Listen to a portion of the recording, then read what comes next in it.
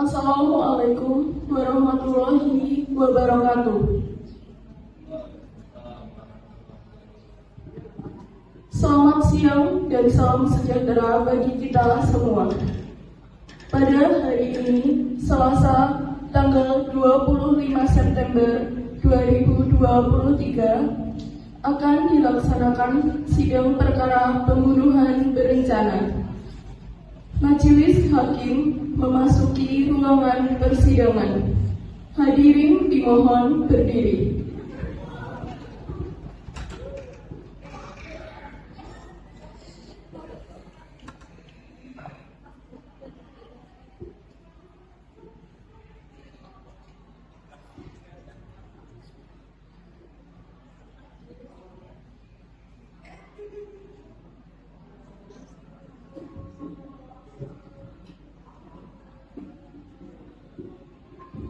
Hadirin dimohon duduk kembali.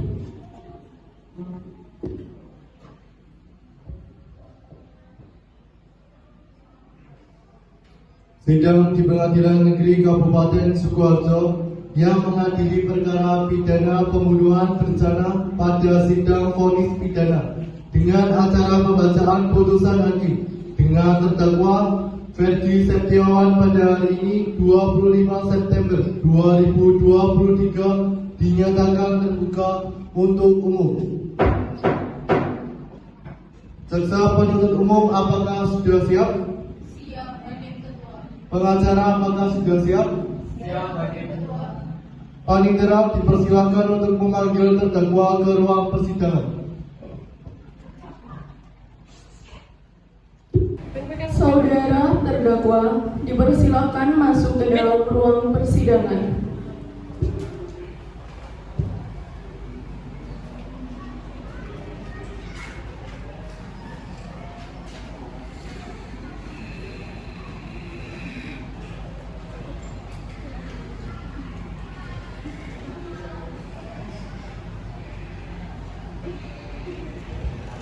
Silakan saudara untuk duduk. Apakah saudara sehat dan siap mengikuti persidangan hari ini? Siap, Hakim Ketua.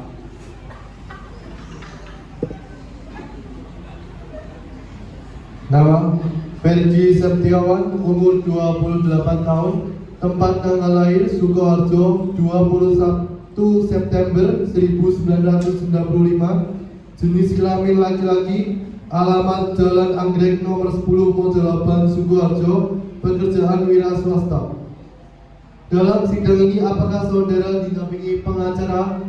Ya, saya tidak akan didampingi oleh para pemberian Anissa Sandi, Citra Fandri, dan juga Indira. Apakah benar beliau penasihat hukum Anda? Penasihat hukum, apakah terdakwa membawa surat kuasa khusus dan surat izin pengacara? Ada, Hakim Ketua. Tolong untuk diperlihatkan.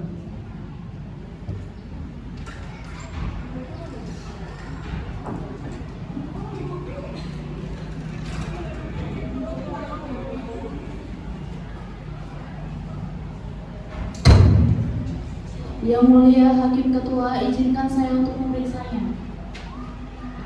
Silakan.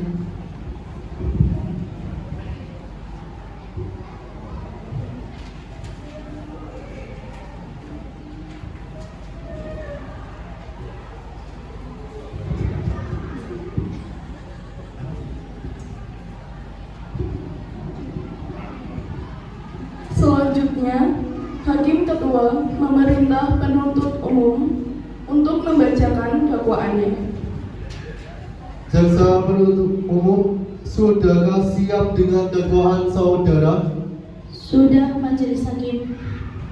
Diingatkan kepada saudara terdakwa untuk memperhatikan dakwaan yang akan dibacakan karena nanti saudara memiliki hak untuk menanggapi dan menyangkal. Begitupun jaksa dengan penasihat hukum. Saudara-saudara mengerti? Mengerti, Hakim Ketua. Jaksa penuntut umum, silakan bacakan dengan dakwaan saudara. Terima kasih Hakim Ketua. Surat dakwaan nomor registrasi perkara 26 Oktober tahun 2023. 1. Identitas terdakwa. Nama lengkap Ferdi Setiawan, umur 28 tahun. Tempat tanggal lahir Sukoharjo 21 September 1995. Jenis kelamin laki-laki. Kewarganegaraan warga negara Indonesia. Tempat tinggal Jalan Anggrek nomor 10 Mojolaban Sukoharjo. Agama Islam. Pekerjaan wira swasta. 2. Penahanan dan catatan penanganan. A. Ditahan oleh penyidik Polres Sukoharjo pada 23 Agustus 2023 sampai 30 Agustus 2023. B. Perpanjangan penahanan oleh penuntut umum pada 30 Agustus 2023 sampai 16 September 2023. C. Ditahan oleh penuntut umum pada 16 September 2023 sampai 25 September 2023. 3. Kronologi kejadian. Pada hari Selasa tanggal 22 Agustus 2023, diketahui bahwa terdakwa sedang kesal kepada korban yang tidak mau mengganti nama surat perusahaan dengan nama terdakwa, sehingga terdakwa memutuskan untuk merencanakan pembunuhan yang dimanipulasi agar korban terlihat seperti bunuh diri, dengan cara membunuh korban terlebih dahulu, lalu korban digantung menggunakan tali tambang.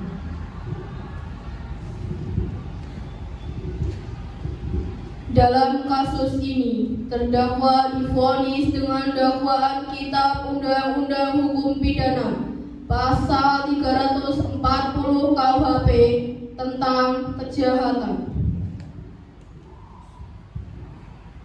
Apakah saudara mengerti dengan dakwaan yang dibacakan penuntut umum?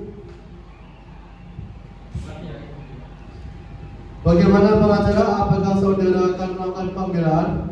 Mohon izin melakukan pembelaan yang mulia. Menurut berdasarkan pernyataan dari terdakwa bahwa pada hari kejadian terdakwa hanya mengantar korban ke villa dan tidak menginap di villa, dan pada malam itu terdakwa sedang bisnisnya yang mulia.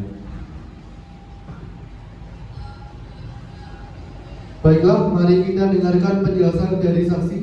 Jaksa penuntut umum, apakah saksi sudah siap?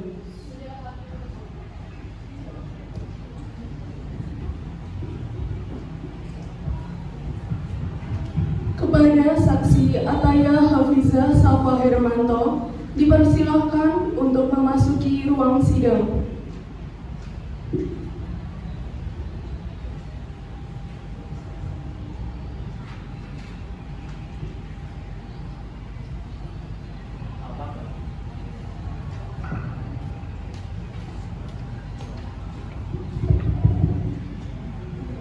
Apakah saksi sehat hari ini? Sehat, Hakim Ketua. Apakah saksi sudah siap mengikuti persidangan? Siap, Hakim Ketua. Apakah benar saksi bernama Ataya Hafiza Safa Hermanto yang berusia 25 tahun dan berprofesi sebagai wira swasta? Benar, Yang Mulia. Baiklah, berdasarkan pasal 160 ayat 3 KUHP, sebelum dimintai keterangan, Anda akan disumpah terlebih dahulu. Apakah Anda siap? Siap, Hakim Ketua.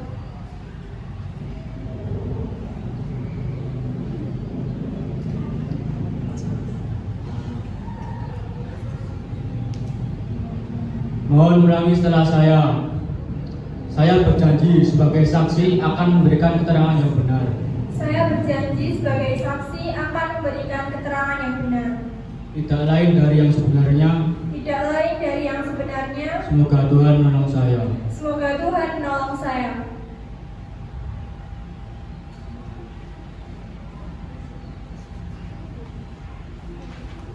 Baiklah, Anda sudah berjanji. Jadi tolong berikan keterangan yang sebenarnya.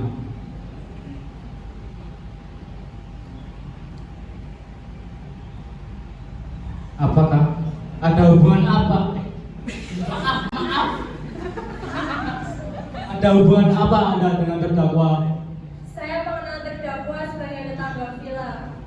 Apakah pada tanggal 16 September 2023 saksi melihat terdakwa bersama korban datang ke villa? Saya tidak melihat kapan datangnya terdakwa dan korban ke villa pada hari itu. Namun pada saat malam hari, saya mendengar pertengkaran antara keduanya sekitar pukul 1 malam. Izin keberatan yang mulia, karena sesuai pernyataan saya tadi bahwa menurut keterangan dari terdakwa pada saat hari itu, pada saat kejadian terdakwa tidak ada di villa.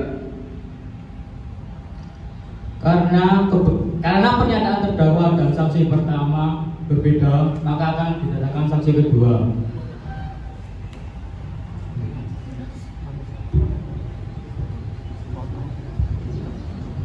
Kepada saksi Alvina Eka Syahrani dipersilakan masuk ke ruang persidangan.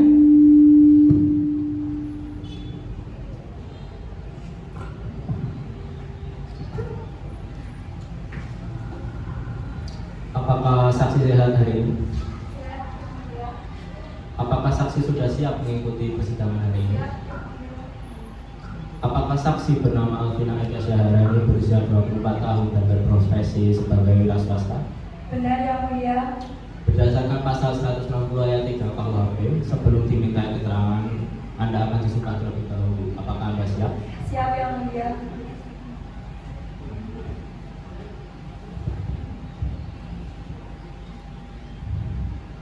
Mohon ulangi setelah saya.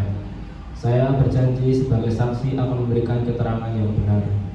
Saya sebagai saksi akan memberikan keterangan yang benar. Tidak lain dari yang sebenarnya. Semoga Tuhan menolong saya. Tidak lain yang sebenarnya, semoga Tuhan menolong saya.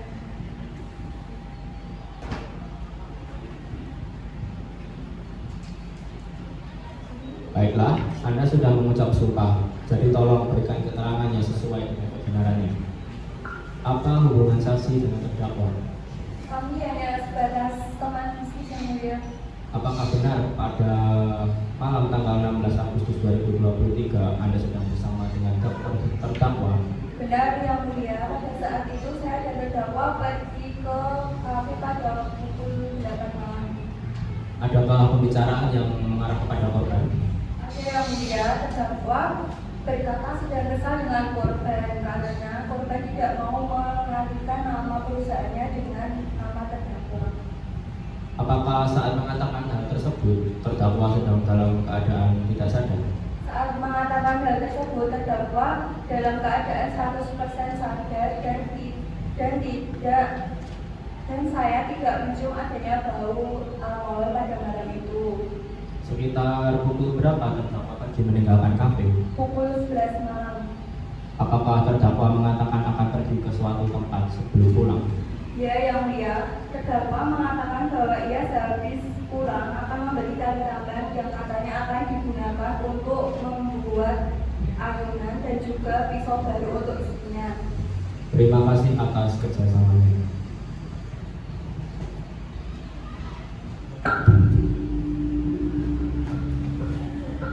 Sebagai saksi yang menemukan korban, maka saksi ketiga akan didatangkan. Kepada saksi Muhammad Ma'ruf Awaludin dipersilakan masuk ke ruang persidangan.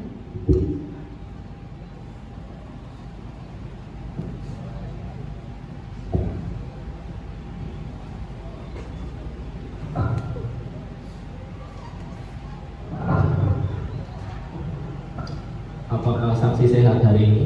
Sehat yang mulia. Apakah saksi sudah siap mengikuti persidangan hari ini? Siap yang mulia. Apakah saksi bernama Muhammad Ma'ruf Awaludin berusia 32 tahun dan berprofesi sebagai tukang kebun? Benar yang mulia. Berdasarkan pasal 160 ayat 3 KUHP, sebelum dimintai keterangan, Anda akan disumpah terlebih dahulu. Apakah saksi siap? Siap yang mulia.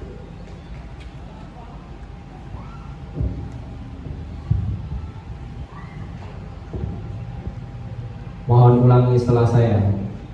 Saya berjanji sebagai saksi akan memberikan keterangan yang benar, Saya berjanji sebagai saksi akan memberikan keterangan yang benar, tidak lain dari yang sebenarnya. Semoga Tuhan menolong saya. tak lain dari yang sebenarnya. Semoga Tuhan menolong saya.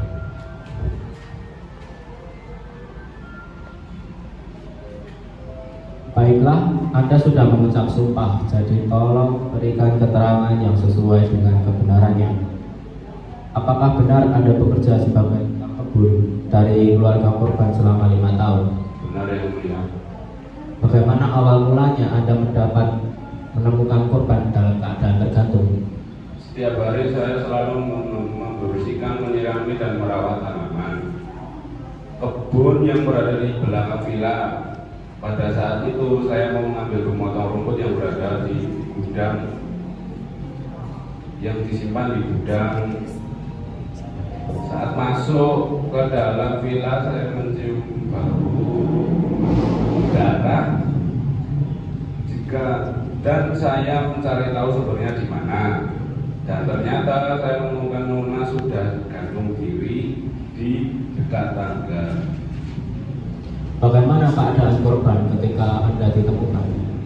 Korban sudah berkeadaan meninggal dan bersimbah darah. Terima kasih atas kesaksiannya.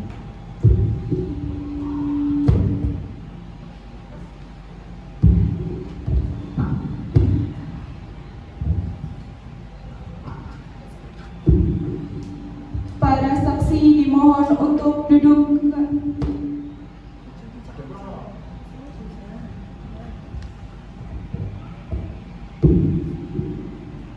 Para saksi dimohon untuk duduk ke tempat awal dan terdakwa dimohon untuk menempatkan diri.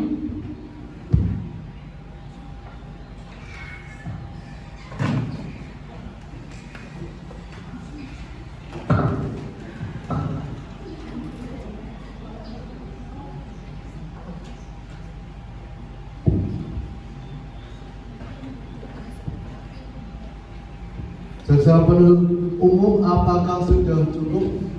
Izin menambahkan yang mulia, seperti yang kita ketahui pada kasus bunuh diri, apabila korban menggantungkan dirinya, bagian tubuhnya pasti mengeluarkan busa.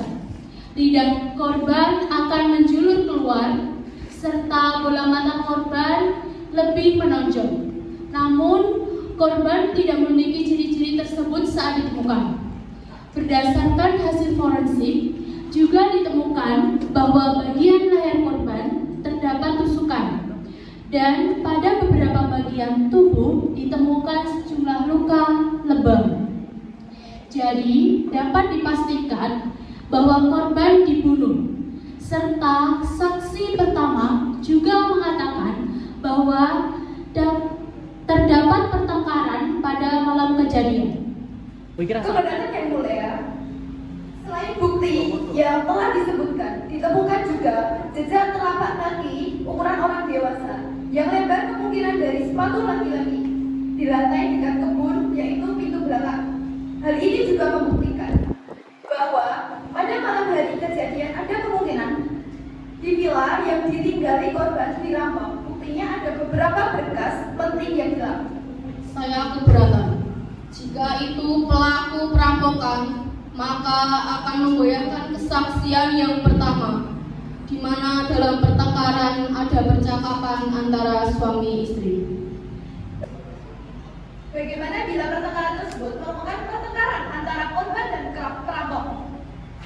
Tidak ada bukti yang akurat bila tidak langsung dilihat dengan mata dan juga tidak ada CCTV yang mengarah langsung ke halaman belakang.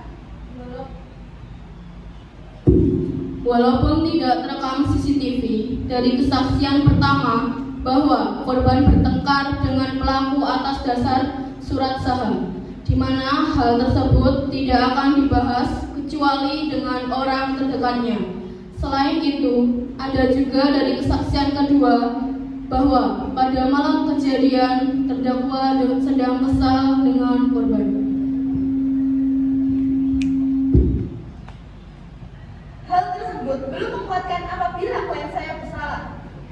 Bisa jadi klien saya kesal dengan korban karena alasan lain yang tidak ada sangkut paut tentang surat saham tersebut. Apabila dengan alasan lain, mengapa dari kesaksian kedua juga ditemukan nota pembelian terdakwa, yaitu tali tambang dan pisau. Alibi terdakwa bahwa dia menggunakan tali tambang untuk membuat ayunan, sedangkan di villa tersebut saya tidak menemukan ayunan serta tali tambangnya pun tidak ditemukan kecuali yang ada pada korban. Kenapa barang yang terdakwa beli seperti sudah terencana dengan matang? Seperti yang saya katakan pada awal tadi, bahwa klien saya tidak berada pada lokasi ketika kejadian, sehingga jelas saja bila tali tambang tersebut tidak ditemukan. Jadi menurut Anda, tali tersebut digunakan oleh pelaku untuk membunuh korban. Bagaimana dengan pisaunya? Pisau yang ada di villa hanya satu, dan di pisau tersebut masih ada labelnya, di mana pisau tersebut masih baru. Pada leher korban ditemukan luka sayatan, di mana untuk membuat sayatan pelaku harus menggunakan pisau. Dan di TKP hanya ditemukan satu pisau yang masih berlumuran darah. Dapat dipastikan pisau tersebut adalah pisau yang digunakan untuk membuat luka sayatan, serta pada pisau tersebut hanya ditemukan sidik jari terdakwa dan korban, sehingga dipastikan bahwa terdakwa merupakan pelaku yang membuat sayatan. Dan untuk mengelabui polisi, terdakwa memakai tali tambang agar korban dikira bunuh diri. Terima kasih atas kesempatannya yang mulia hakim.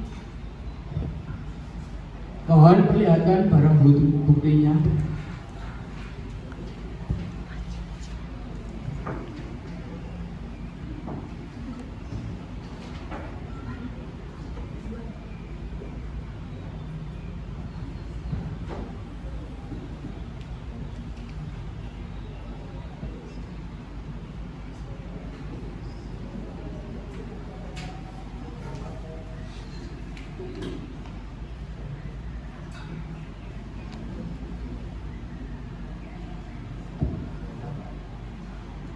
Saudara JPU, apakah sudah selesai? Sudah. Kepada terdakwa, apakah akan melakukan pembelaan? Sebelumnya, terima kasih Yang Mulia. Kami mohon kepada majelis yang mengadili perkara untuk dapat meringankan hukuman terdakwa dari dakwaan pasal 340 KUHP tentang pembunuhan berencana, barang siapa sengaja dan dengan rencana terlebih dahulu merampas nyawa orang lain karena pembunuhan dengan rencana dengan pidana mati atau pidana seumur hidup atau selama waktu tertentu paling lama 20 tahun.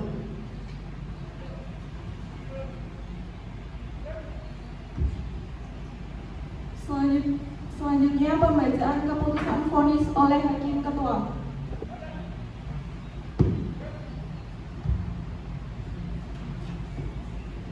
Berdasarkan bukti yang ada dari hasil penyelidikan di TKP dan hasil forensik, terdakwa Fergie Setiawan dinyatakan bersalah karena terbukti melanggar pasal 339 KUHP, pasal 458 ayat 3 Undang-Undang 2023, pasal 340 KUHP, serta terbukti melanggar pasal 105 bab 5 Hukum Perdata dan akan dijatuhi hukuman mati.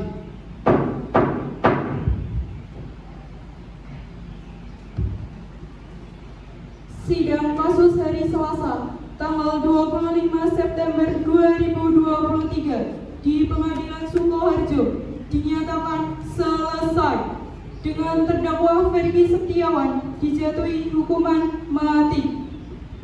Sidang perkara hari ini dinyatakan selesai dan ditutup.